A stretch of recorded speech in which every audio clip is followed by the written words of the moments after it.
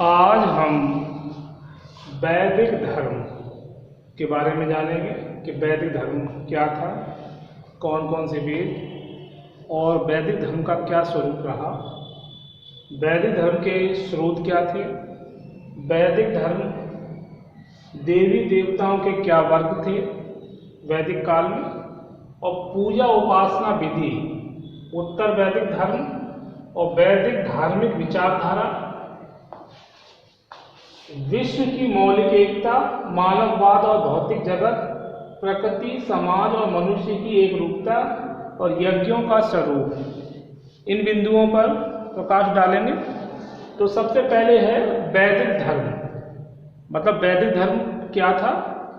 और जैसा कि हमने पूर्व में भी जाना कि वैदिक काल से पहले प्राचीन सभ्यता को वैदिक सभ्यता ही माना जाता था, और जब हड़प्पा सभ्यता की खोज हुई तो उससे भी ज़्यादा प्राचीन सभ्यता का पता चला। भारतीय संस्कृति में धर्म उसकी आत्मा के रूप में रहा है। जो भारतीय संस्कृति है, इंडियन कल्चर, उसमें क्या है, धर्म उसकी आत्मा के रूप में रहा है। और धर्म शब्द ध्रय धातु से बना है। किस शब्द? ध्रय धातु से, जिसका अर्थ होता है धारण करना। क्या है? धारण करना। निरुक्त में धर्म शब्द अर्थ नियम बताया गया है। धर्म की उत्पत्ति सत्य से होती है। किससे? सत्य से। और दया और दान से वह बढ़ता है। क्षमा वह जो धर्म में निवास करता है, और क्रोध से उसका नाश होता है। धर्म को कर्तव्यों का संग्रह माना गया है। मतलब धर्म को क्या है? कर्तव्यों का संग्रह। मतलब धर्म क्या है? धर्म से मतलब जिससे किसी को नुकसान ना पहुंचे और आपके कर्तव्यों से दूसरे को लाभ हो, और सभी अपने कर्तव्यों को समझें जिससे कि किसी को कष्ट न पहुंचे।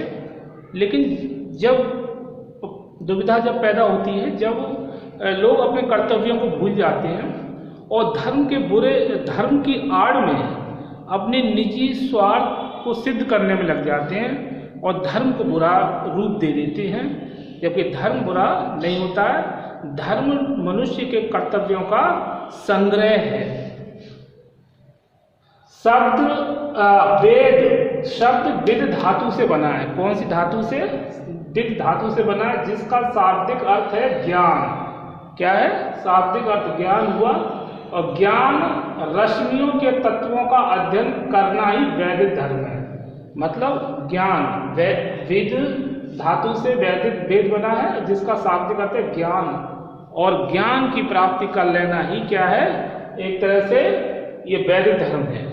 जैसा कि हमारे पूर्वज यानी ऋषि मुनि घोर तपस्या में लीन रहते थे, सत्य की खोज, और उनके द्वारा जो भी ज्ञान अर्जित किया जाता वही एक तरह से वैदिक धर्म उसको कहा जा सकता है। इसके बाद है वैदिक धर्म के स्रोत। तो कौन कौन से स्रोत हैं? वैदिक धर्म के जो हमारे 4 वेद हैं वही वैदिक धर्म के स्रोत हैं। प्राचीन आर्य धर्म के स्रोत वेद हैं। प्राचीन आर्य धर्म के स्रोत कौन है? वेद। वेदों को ही पवित्र धर्म का मूल माना गया है। वेद भारतीय संस्कृति के आधार स्तंभ है। मतलब वेद जो है हमारी संस्कृति के क्या है? आधार स्तंभ। मतलब जितनी भी हमारे धर्म में बातें हैं उनका जो मूल स्रोत है वो वेद ही है। और ये वेद कौन से हैं? ऋग्वेद, यजुर्वेद, सामवेद और अथर्ववेद। अब इन चारों वेदों की अलग अलग जो विशेषताएं हैं, जैसे कि ऋग्वेद सबसे प्राचीन वेद है, और ऋग्वेद में विभिन्न देवताओं की स्तुति करने वाले भाव भरे गीत हैं। मतलब विभिन्न देवताओं की स्तुति करने वाले भाव भरे गीत हैं। यजुर्वेद मूलतः यज्ञों का वेद है। यजुर्वेद क्या है? मूलतः यज्ञों का वेद है, जिसमें यज्ञ विधान, विधि विधान का वर्णन देखने को मिलता है कि किस प्रकार से कौन से देवता का यज्ञ किया जाना है। यह ग्रंथ कर्मकांड प्रधान है। सामवेद में उन मंत्रों का संकलन है जिनको गाकर देवताओं का आह्वान किया जाता था। सामवेद में मतलब देवताओं की जैसे स्तुति में गाकर उनको प्रसन्न करना और उनको प्रकट करना, इसमें सामवेद में मंत्रों का संकलन देखने को मिलता है, जिनको गाकर देवताओं का आह्वान किया जाता था। अथर्ववेद में भूत प्रेत जादू टोने आदि के मंत्र हैं। तो अथर्ववेद जो चौथा वेद जिसमें विभिन्न प्रकार के जादू टोनों, तंत्र मंत्र का आदि मंत्रों का एक संग्रह माना जाता है। तो वैदिक धर्म के स्रोत क्या है? वेद। और वेद चार ऋग्वेद, यजुर्वेद, सामवेद, अथर्ववेद, जिसमें सबसे प्राचीन वेद ऋग्वेद। इसके बाद है वैदिक धर्म। तो वैदिक धर्म क्या है? वैदिक धर्म सादा तथा सरल था और वैदिक आदि देवी शक्तियों तथा प्राकृतिक शक्तियों जैसे सूर्य, चंद्र, आकाश, उषा, मेघ, ध्वनि, मारुत की उपासना करते थे। जो वैदिक आदि जो थे वो कौन कौन सी देवी शक्तियों की उपासना करते थे? जैसे सूर्य, मतलब देवी शक्तियां यानी प्राकृतिक, और देवी शक्तियों में सूर्य, चंद्र, आकाश, उषा, मेघ, ध्वनि, मारुत की उपासना करते थे। प्रकृति के प्रत्येक रूप में देवता की कल्पना करने के कारण वैदिक धर्म में बहुत से देवताओं की प्रतिष्ठा हो गई थी। तो ये जो प्राचीन काल से ये बात चली आ रही है कि पहले मनुष्य प्रकृति की उपासना भी करता था, जिसमें सूर्य, जल, वृक्ष पूजा, पशु पूजा। तो ये मनुष्य ने एक स्वाभाविक उसका एक नियम बन गया था और उसको विभिन्न तत्वों की जानकारी भी नहीं थी, तो इसको एक अंधविश्वास का नाम दे दिया गया। लेकिन देखा जाए तो ये मनुष्य की जो एक कल्पना से उन्होंने बहुत सारे देवी देवताओं की प्रतिष्ठा स्थापित कर दी और हमारी संस्कृति में धर्म का विशेष महत्व और विभिन्न प्रकार के देवी देवताओं का भी वर्णन देखने को मिलता है।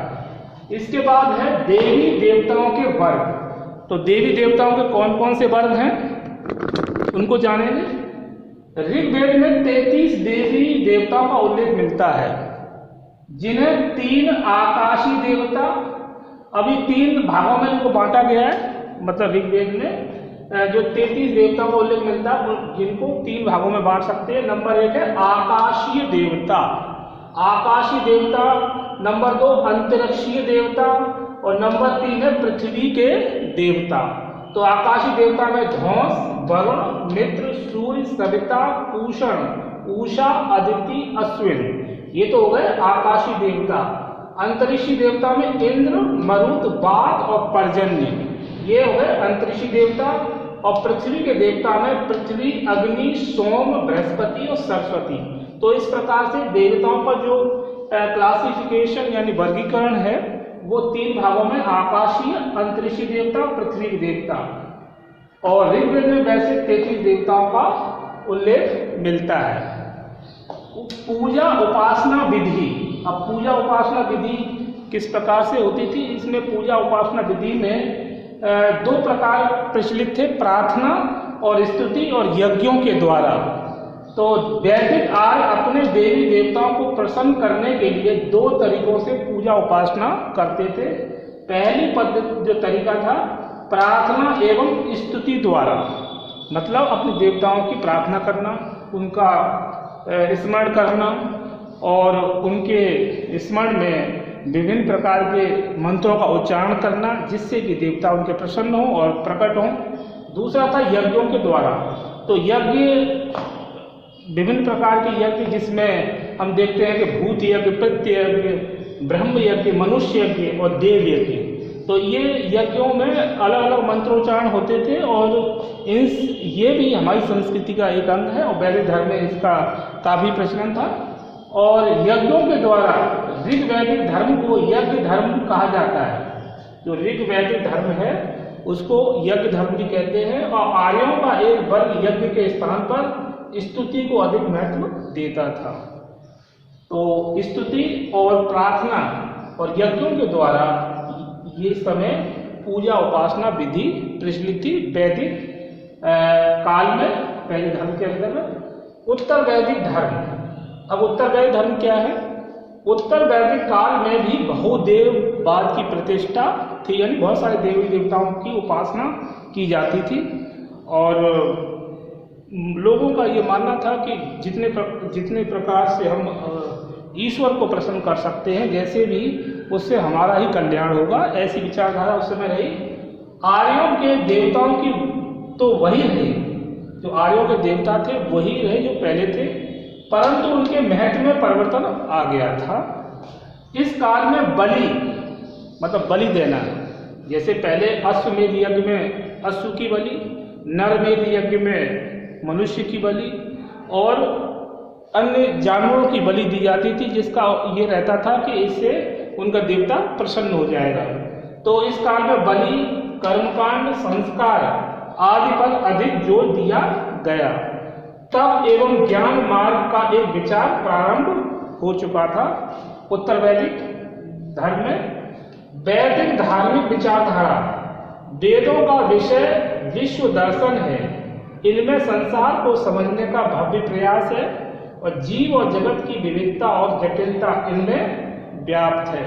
तो वैदिक धार्मिक विचारधारा में तो यही था कि पूजा उपासना पद्धति और यज्ञ विधान और प्रार्थना एवं स्तुति, विभिन्न प्रकार के यज्ञ और तीनों प्रकार के देवताओं की उपासना, तो इस प्रकार की विचारधारा का वातावरण इस वैदिक काल में था।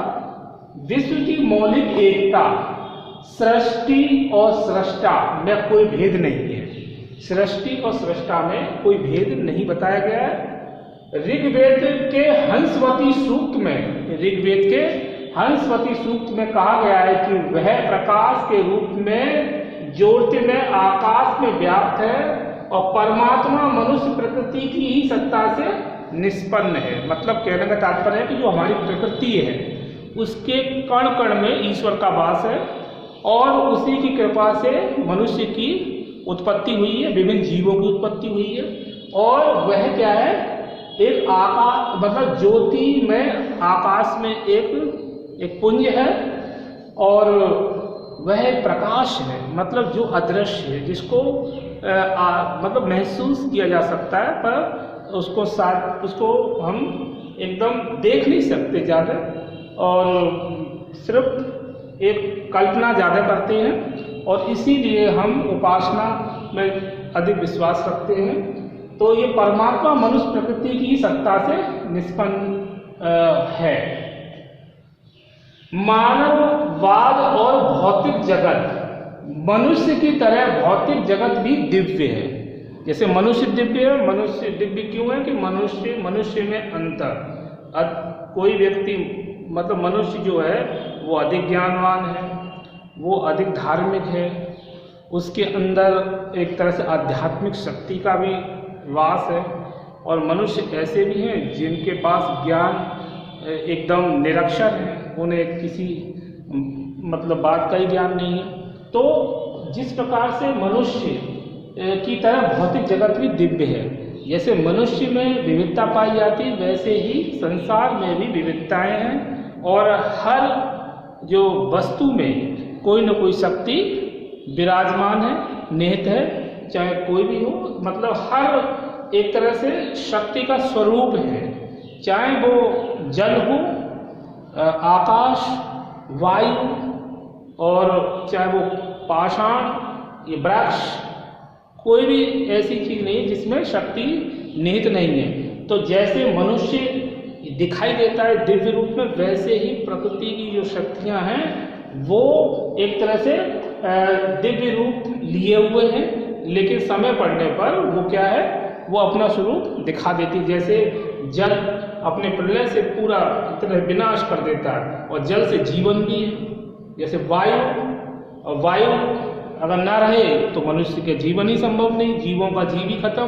तो हर तत्व की जो संसार में जो भी तत्व विद्यमान है वो भी एक दिव्य रूप लिए हुए हैं। इसके समस्त उपादान सूर्य, चंद्रमा, अग्नि, वायु, जल, पृथ्वी आदि देवता हैं। तो मनुष्य को सूर्य, चंद्रमा, अग्नि, वायु, जल, पृथ्वी आदि की उसके लिए देवता के समान है, क्योंकि इन्हीं से उसका जीवन चक्र चलता है। वायु के न होने पर जीवन संभव नहीं, वनस्पति के न होने पर जीवन संभव नहीं, सूर्य यदि न हो तो भी जीवन संभव नहीं, और अग्नि भी मनुष्य के जीवन को परिवर्तन करने वाली बहुत बड़ा एक अंग माना जा सकता है। तो इस प्रकार समस्त उपादान सूर्य, चंद्रमा, अग्नि, वायु, जल, पृथ्वी आदि देवता है। आकाश और पृथ्वी अश्विन रूपी देवता है। आकाश और पृथ्वी ये अश्विनी रूपी देवता है। प्रकृति, समाज और मनुष्य की एक रूपता। जिस प्रकार विश्व में 3 लोक, 3 देव और 3 वेद हैं, मतलब विश्व में क्या है, 3 लोक, 3 देव और 3 वेद हैं, उसी प्रकार मानव समाज में भी ब्राह्मण, राजन्य, विश्व ये 3 वर्ग हैं। उसी प्रकार मानव समाज में भी ब्राह्मण, राजन्य, विश्व ये 3 वर्ग हैं। ब्राह्मण मनुष्य के शरीर में भी वात, पित्त और कफ 3 का विधान होता है। हर मनुष्य में क्या है, वात, पित्त और कफ का 3 का विधान है। यज्ञों का स्वरूप, नेक्स्ट जो हमारी हेडिंग है, यज्ञों का स्वरूप। तो विभिन्न उद्देश्यों को लेकर अनेक प्रकार के यज्ञों का विधान वैदिक काल में देखने को मिलता है। ये यज्ञ जो थे, जैसे देव यज्ञ, तो देव यज्ञ, दूसरा है भूत यज्ञ, पितृ यज्ञ, ब्रह्म यज्ञ और मनुष्य यज्ञ, ये 5 प्रकार के यज्ञ थे। तो देव यज्ञ में क्या था, देव यज्ञ में भोजन, दूध, दही अग्नि में डाला जाता था। देव यज्ञ में देवताओं को प्रसन्न करने के लिए तो जो यज्ञ में क्या डालते थे, भोजन, दूध, दही अग्नि में डाला जाता था। भूत यज्ञ, इसमें भोजन की बलि पृथ्वी, जल, वायु, आकाश को दी जाती थी। भूत यज्ञ में भोजन की बलि किसको, पृथ्वी, जल, वायु, आकाश को दी जाती थी। जिससे, और तीसरा है पितृ यज्ञ। पितृ यज्ञ ये था कि जैसे पूर्वजों को, मतलब प्रत्येक व्यक्ति अपने पूर्वजों के तर्पण के लिए इस यज्ञ को करवाता था। इसमें दक्षिण दिशा में भोजन और जल को फेंका जाता था, और जिससे ये अनुमान लगाया जाता था कि इससे उनके जो पूर्वज हैं उनको शांति प्राप्त हो जाएगी। और ब्रह्म यज्ञ, वैदिक पाठों का स्वाध्याय करना इसमें पड़ता था। ब्रह्म यज्ञ में वैदिक पाठों का स्वाध्याय इसमें किया जाता था। और मनुष्य यज्ञ में यह विधान था कि इसमें स्वयं भोजन करने से पहले अतिथि को भोजन कराया जाता था। ये एक मनुष्य यज्ञ की श्रेणी, इस प्रकार की क्रियाकलाप थे इसमें। तो हमने यज्ञों के स्वरूप में 5 प्रकार के यज्ञों को देखा, देव यज्ञ, भूत यज्ञ, पितृ यज्ञ, ब्रह्म यज्ञ, मनुष्य यज्ञ, जिसमें अलग अलग प्रकार से भोजन की बलि दी जाती थी। तो आज हमने वैदिक धर्म में पहले इसका परिचय जाना कि धर्म क्या है, धर्म शब्द की उत्पत्ति कैसे हुई, और धर्म को कर्तव्यों का संग्रह माना गया है। वैदिक धर्म के स्रोत को समझा, 4 स्रोत, वेद 4 हैं, और ये वेद ही वैदिक धर्म के स्रोत है, जिसमें ऋग्वेद, यजुर्वेद, सामवेद, अथर्ववेद। और वैदिक धर्म क्या है, और देवी देवताओं के वर्ग कितने हैं, 3 प्रकार के देवी देवता, आकाशीय, अंतरिक्षीय और पृथ्वी के देवता। पूजा उपासना विधि में हमने देखा प्रार्थना एवं स्तुति के द्वारा और यज्ञों के द्वारा। उत्तर वैदिक धर्म में हमने देखा कि किस प्रकार से देवताओं की पूजा उपासना की जाती थी। और वैदिक धार्मिक विचारधारा, विश्व की मौलिक एकता, मानववाद और भौतिक जगत, प्रकृति, समाज और मनुष्य की एकरूपता और यज्ञों का स्वरूप। आज हमने वैदिक धर्म के बारे में विस्तार से जाना। अब इसके आगे हम नेक्स्ट वीडियो में समझेंगे। ओके, चलो।